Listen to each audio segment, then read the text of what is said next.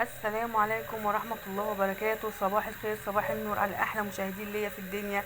اللهم صل وسلم وبارك على سيدنا محمد. النهاردة إن شاء الله هنعمله بطاطا. غسلنا، جبت كيلو بطاطا وغسلته، بس الأول جبت الحلة وحطيتها على النار زي ما انتم شايفين لحد ما ما ربنا كرمنا كده وسخنت حبة. ورحت جاية البطاطا بتاعتنا المغسولة، رحت رصاها في قلب الحلة. ماشي. اللهم صل وسلم وبارك على سيدنا محمد. يلا حبايبي، اعملوا له لايك واعملوا شير واكتبوا لي تعليقات، ومن اي بلد انتوا بتتابعوني وعايزه تعليقاتكم. اول حاجه جبتها العسل بتاعنا، دي التكايه اللي انا قلت لكم فيه تكايه حلوه هعملها. بدل ما كنا بنحط السكر بنكرملوها بالسكر، لا، احنا نكرملوها بالعسل الاسود. العسل الاسود دوت كله حديد وكله يعني مقويات حلوه كده لعيالنا لاطفالنا. حطينا العسل الاسود، وهنجيب كوبايه ميه عشان احنا عايزين البطاطا بتاعتنا تستوي، تبقى طريه ما تبقاش ناشفه. حطينا عليها كوبايه الميه. وبعد كده سواء بقى عندك حته، دي التكايه بقى الجميله اللي بتديكي ريحه وطعم تحفه. حته، انا كان عندي سمنه بلدي، زي ما انتم شايفين هي الجاموسي دي. لو عندك سمنه بلدي حطي، عندك زبده حطي، المتوفر عندك.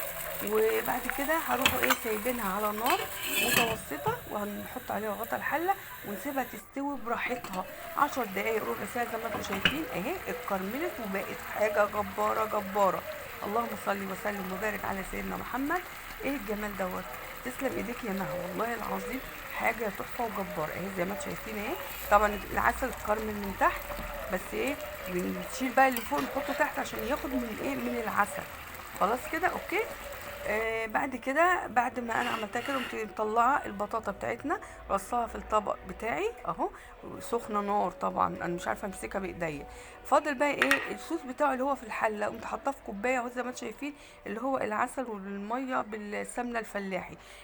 اللي بيحب ياكل الحاجه مسكره ياخد يفضي الصوص ده على قلب البطاطا. واللي ما بيحبش ياكلها مسكره وسكرها يعني في المتوسط، ما يحطش عليها الصوص ده. قمت انا جايبه بقى الطبق بتاعنا الحلو الجميل ده، القمرايه، وجبت البطاطا بتاعتي وقطعتها بالسكينه اهي. وعلشان خاطر ان انا هناكلها، هنقوم عاملين هنقطعها كده زي ما انتم شايفين، هي سخنه، شايفين الدخان طالع ازاي. اللهم صل وسلم وبارك على سيدنا محمد. حاجه جباره وخفيفه، والبطاطا متوفره دلوقتي، والكيلو بيكملش 10 جنيه الحمد لله يعني.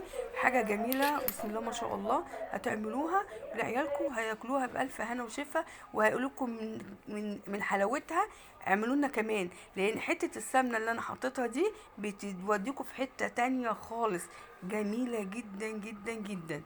اللهم صل وسلم وبارك على سيدنا محمد. يلا قولوا معايا، اللهم صل وسلم وبارك على سيدنا محمد. زي ما انتم شايفين حاجه تحفه وجباره.